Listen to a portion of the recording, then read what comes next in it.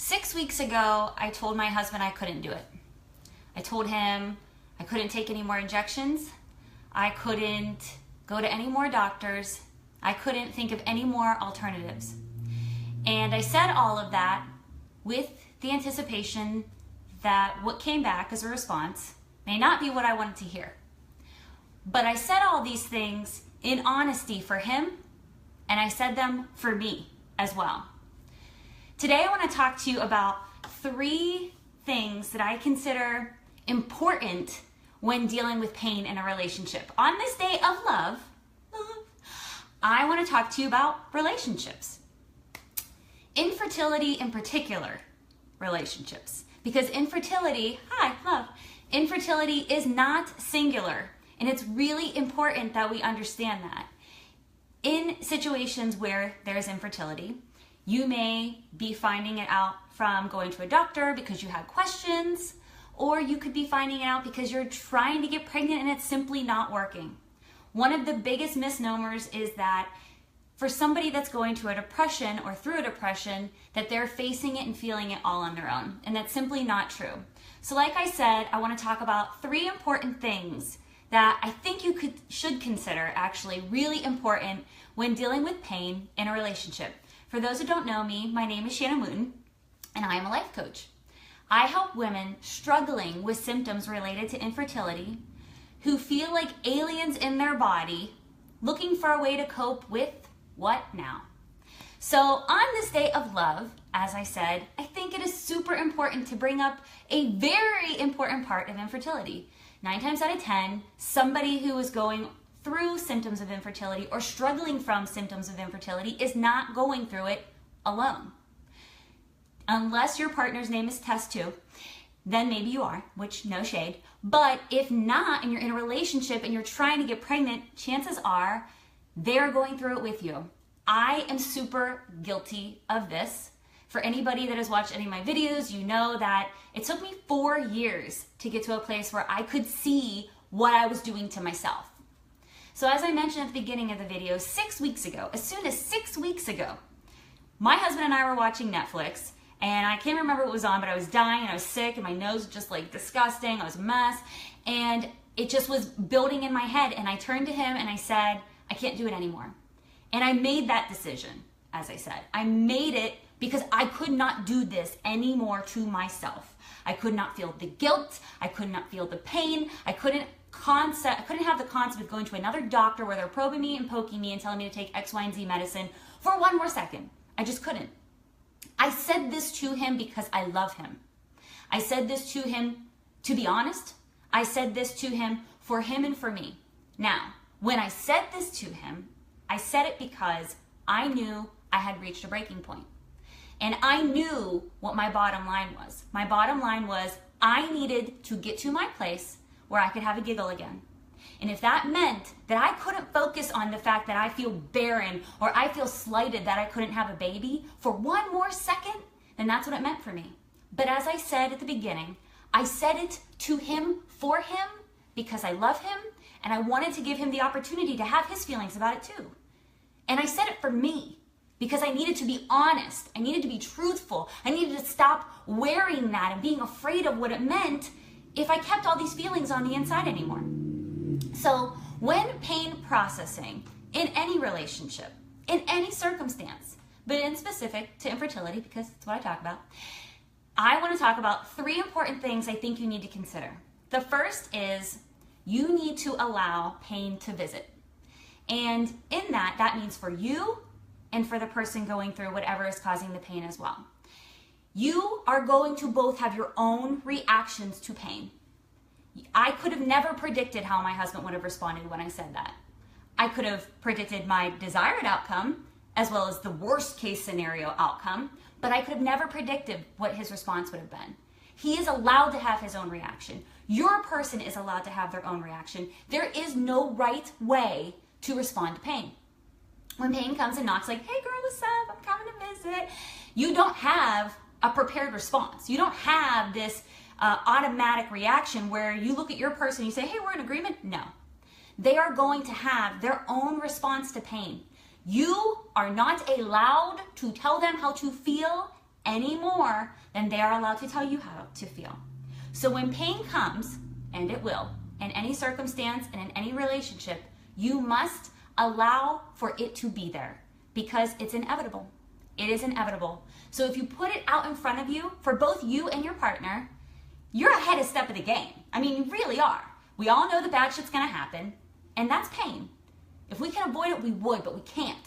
So allow for it to visit and allow for the fact that you are both going to have a different, maybe sometimes similar, but allow for a difference of reaction. Allow for that. That's humanness. Allow for it. That's number one. Number two is when you have pain, because you will, especially in relationships, because that shit's complicated. But when you have pain, you need to allow for it to teach you. You need to allow it to teach you individually, and you need to allow for it to teach your partner individually, and then you need to allow for it to teach you together. So, you're gonna learn things about yourself when you respond to pain. For me, I became a monk and I just pulled my blanket over my head and was like, I'm not dealing with this. I refuse to acknowledge this, and I took a 4-year hiatus. That shit sucked. Wish I didn't do that. Coulda, shoulda, woulda. But that was my response. I learned that about myself. I learned that I didn't like that, and I wanted to learn how to avoid doing that again, which is why I'm here talking to you lovely folks. And as for my partner, I learned how he responded to it too. I learned how he responded to it for me. And I learned that I did not do a very good job at responding to it for him. So it's going to teach you something. It's going to teach you about you individually, that person individually, and who you are together as people. Allow yourself to be human and fall apart if you need to, but also, as I said, in allowing pain to visit means finding out how you respond so you can get to your solution, your answer. We're always talking about finding the answer. So allow it to teach you both, because you are not the only person going through the pain any more than they're the only person going through the pain.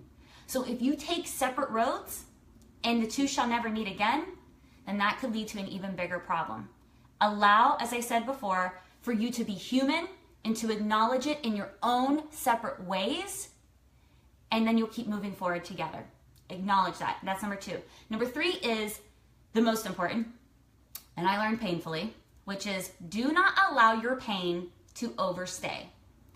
Now, I took the response of, again, like I said, I pulled the blanket up over my head and I decided I was going to be a monk and not talk for 4 years, basically, to anyone. Not glamorous. I know, I learned it about myself, but I'm allowing myself that. That's the first time I ever heard, hey, you can't have a baby. I don't know how I was supposed to respond to that, but that's how I responded. So if it's the first time that you're having an initial reaction to something, try your best to stay communicative, stay present in your relationship, and do not, in doing those things and staying communicative and allowing your person to have their honest reaction and acknowledge that pain will be there no matter what, if you do these things, you will do your best job not to let it divide you. Pain and allowing it to overstay can divide you. It can create a wedge, and sometimes if it teaches you something you don't like about your partner, that can allow it to divide you too. Pain is unpredictable. So you need to allow for it to visit you so you know pain is inevitable. It's coming. And when it does come, we need to have a united front together. And we need to know that it's going to teach us things. Some things not so hot. Some things that are going to be like, ooh, you did not do well in that. That is a huge pill I had to swallow. Huge. I should have been more communicative. I have a degree in communications. This is a problem. That's my problem. When the emotions came for me, I ran. That's a problem. And you need to not allow it overstay. I became so non-responsive to my pain because I was avoiding it. I am not acknowledging you. This is actually not happening to me. Casey, bye. I allowed it to overstay. And in that, I completely avoided what my partner was thinking. This is not a good look for me, guys. Like, coming out and sharing this with you and telling you, hey, I did all these things I don't want you to do, is because I love you. And I know I said it in my last video from last week, but I mean it. If you're going through this situation and it's difficult for you, I am giving you the hard shit. I'm pretty much the poster child of I did this all wrong. I did it all wrong. I have a great freaking partner. I have a fantastic husband. But in these 3 things that you're going to hopefully use as tools for processing pain in your relationship, I hope it teaches you, number 1, to be honest. When I sat down 6 weeks ago and I told my husband, I can't do this anymore, it wasn't like I was anticipating any sort of response, really. I know it could have been good and bad, but I was doing it in whatever way I could for him and for me. I was being honest because I just couldn't do that to myself anymore. And you shouldn't have to do that to you either. And in doing that to yourself, you're doing it to them. Your partner knows when you're not being honest. Your partner knows when you're in some shit and they can't help you get out of it. Be honest. That will help you in acknowledging the pain, letting it teach you, and not letting it to overstay. Number 2 is communicate, communicate, communicate. My husband's probably like, oh my God, she does this all the time. My favorite way to express communicating is something that somebody taught to me, is a phrase I like to call, say the words. If you are not saying the words, they will never know where the hell you're at. They won't. If you feel like, well, you should have known that I was moping around and pissy, you should have known when I didn't want to do that. They don't know. They don't know. You need to communicate. You need to say the words to your partner. They don't know unless you tell them. They won't know that you're in pain. They won't know what it is teaching you. And they won't know if you're in a place where it's overstaying. See how these all tie together? I'm trying to do that. I'm trying to make it like easy to follow.